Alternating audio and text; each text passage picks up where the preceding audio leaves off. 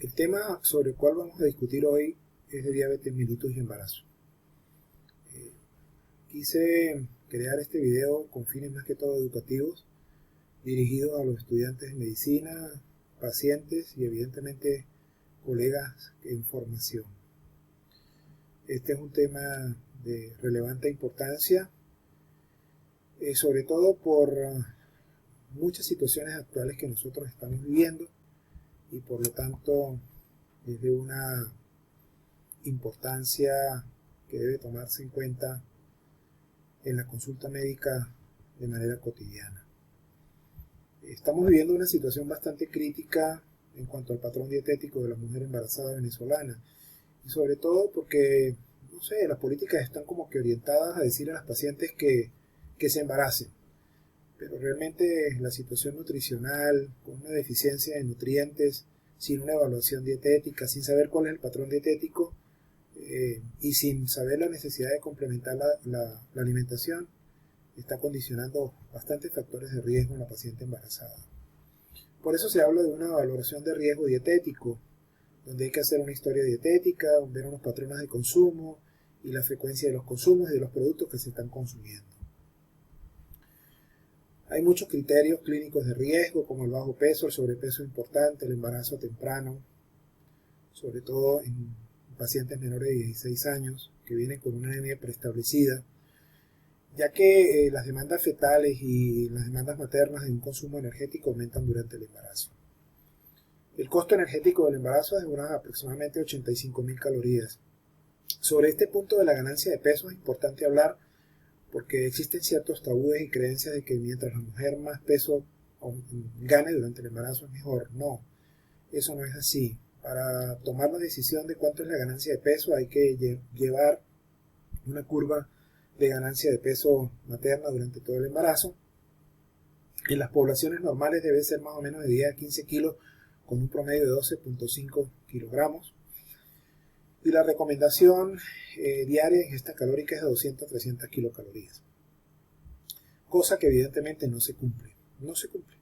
Entonces, a nosotros se nos olvida de que existe un nutricionista que puede identificar los patrones incorrectos alimentarios, que esos patrones correctos alimentarios nos pueden diagnosticar un riesgo energético y que si hacemos estas cosas con el nutricionista podemos buscar un equilibrio energético en la paciente para encontrar una alimentación idónea. Lo otro que no se debe hacer es evitar restricciones calóricas abruptas, es decir, las pacientes toman la decisión de hacer una dieta porque sí, porque se las recomendaron. Y pues eso no debe ser así. La alimentación de la gestante impacta sobre el cuidado de la salud del embarazo y sobre el recién nacido.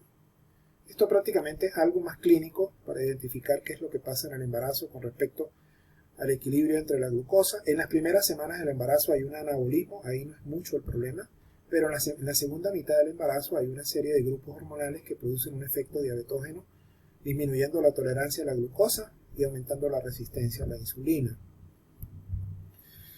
Y por lo tanto podemos estar en presencia de una diabetes gestacional, cuya incidencia es del 1 al 5%. Y el problema no es detectar la diabetes, sino también aquellas pacientes, ¿verdad?, que la padecen desde antes pero no habían sido diagnosticadas, que son un grupo muy importante, pacientes hiperinsulínicas o hiperglicémicas. Por eso es que dentro de los protocolos se debe entender que toda paciente que desee quedar embarazada tiene que hacerse una evaluación nutricional previa con unos exámenes, o aquellas que ya llegan embarazadas y no se han hecho la valoración nutricional, pues tienen que obligatoriamente solicitársela, ¿ok?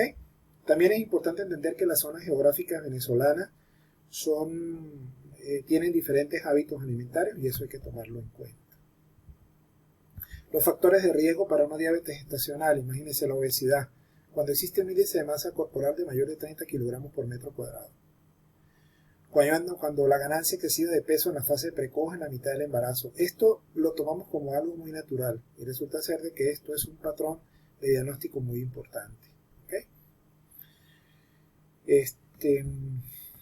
El grupo que nos concierne a nosotros son aquellas, porque estas pacientes diabéticas identificadas que se embarazan normalmente ya están controladas y tratadas. Son muy raras las pacientes que no están controladas y no tratadas, pero la mayoría ya están controladas y tratadas. Pero las pacientes a quienes se les descubre la enfermedad del embarazo, que son las diabéticas gestacionales o las pacientes con una hiperglicemia o hiperinsulinemia previa no detectada y que desarrollan la enfermedad del embarazo, esas son las que tenemos nosotros que tener en cuenta para diagnosticarla. La glucosa materna en exceso atraviesa la placenta por difusión facilitada. Y al atravesar la placenta, pues evidentemente el feto va a tener su impacto. El efecto a término, la glucosa requerida es aproximadamente de 20 miligramos por minuto. La insulina fetal actúa como hormona de crecimiento y el feto produce su propia insulina. Si nosotros sobrecargamos, porque esta paciente embarazada con resistencia a la insulina, con una mala dieta y con unos niveles altos de glicemia, y esa glicemia o esa glucosa difunde fácilmente la placenta e impacta sobre el feto, pues evidentemente vamos a producir una sobrecarga endocrina y metabólica a nivel fetal. Los factores involucrados en la resistencia a la insulina en la madre, hormonas, ¿verdad? Muchas de ellas con efecto diabetógeno o antiinsulínico. En la fisiopatología de la diabetes esto es lo que pasa y por eso es que en la segunda mitad del embarazo hay que hacer las pruebas de detección. Los efectos de la diabetes sobre el feto, miren, comienzan desde el primer momento, desde el momento en que se embaraza la paciente hasta el recién nacido. Puede ir desde un aborto espontáneo hasta retardo de crecimiento, parto prematuro, distrés respiratorio y otra serie de problemas como macrosomía fetal. Por eso a toda paciente en el segundo trimestre del embarazo, entre las semanas aproximadamente 24 y 28, tiene que indicársele un test de O'Sullivan con 50 gramos de glicemia. Eso es un cribado, es como una prueba de detección. Y si la paciente tiene 140 miligramos por decilitro en esa prueba, que esa prueba se hace sin necesidad de que se cumpla ayuno, se puede hacer a cualquier hora del día y se puede medir la glucosa una hora después. Si los valores son de 140 miligramos por minuto, hay que hacer una prueba de tolerancia a la glucosada. La diabetes gestacional produce 5 veces mayor morbilidad de diabetes tipo 2 en los años siguientes y una de cada 6 pacientes embarazadas se ven afectadas por la diabetes gestacional. Una de las cosas importantes que hay que tener en cuenta ya los médicos, los estudiantes de medicina, es este algoritmo y siempre tienen que entender que cuando la prueba de cribado, que es el test de O'Sullivan, dé positivo, automáticamente hay que hacer una prueba de tolerancia a la glucosada.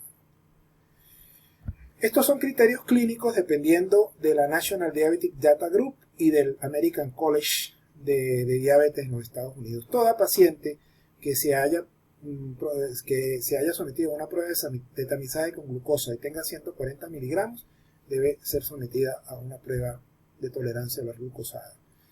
Estas son las malformaciones congénitas asociadas a la diabetes gestacional. Los hijos de embarazadas diabéticas y obesas tendrán un mayor riesgo de hirrofismo espinal. Muchísimas gracias, recordando que el 31 de agosto es el Día de la Obstetricia y de la Mujer Embarazada y el 14 de noviembre es el Día Mundial de la Diabetes.